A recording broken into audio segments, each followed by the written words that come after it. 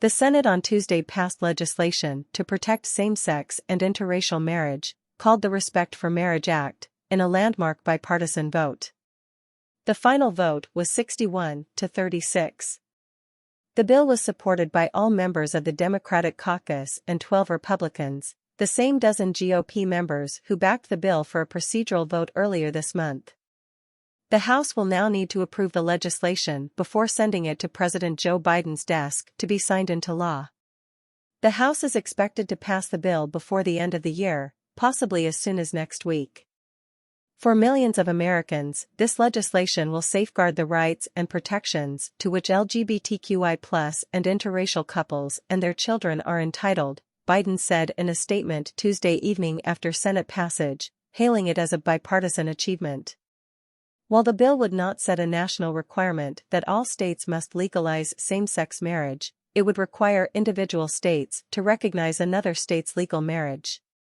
So, in the event the Supreme Court might overturn its 2015 Obergefell v. Hodges decision that legalized same-sex marriage, a state could still pass a law to ban same-sex marriage, but that state would be required to recognize a same-sex marriage from another state. The legislation cleared a key procedural hurdle earlier this month, when the Senate voted 62-37 to break a filibuster. The bipartisan group, which includes Republican Senators Rob Portman of Ohio, Susan Collins of Maine and Tom Tillis of North Carolina and Democratic Senators Tammy Baldwin of Wisconsin and Kyrsten Sinema of Arizona, previously said in a statement that they looked forward to this legislation coming to the floor.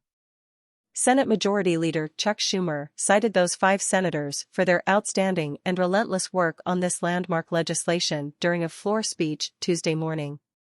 For millions and millions of Americans, today is a very good day, he said. An important day. A day that's been a long time coming. In a sign of how much support has grown in recent years for same-sex marriage, the bill found backing from GOP senators, including those in deeply red states. Republican Senator Cynthia Lummis of Wyoming told CNN's Manu Raju earlier this month that she voted to advance the Senate's same-sex marriage bill due to Article 1, Section 3 of the Wyoming Constitution, which she read to reporters and includes an anti-discrimination clause. "That's why we're called the equality state," she added. Utah Senator Mitt Romney, meanwhile, said the bill made sense and provides important religious liberty protections. "While I believe in traditional marriage, Obergefell is and has been the law of the land upon which LGBTQ individuals have relied," Romney said in a statement. "This legislation provides certainty to many LGBTQ Americans, and it signals that Congress, and I, esteem and love all of our fellow Americans equally."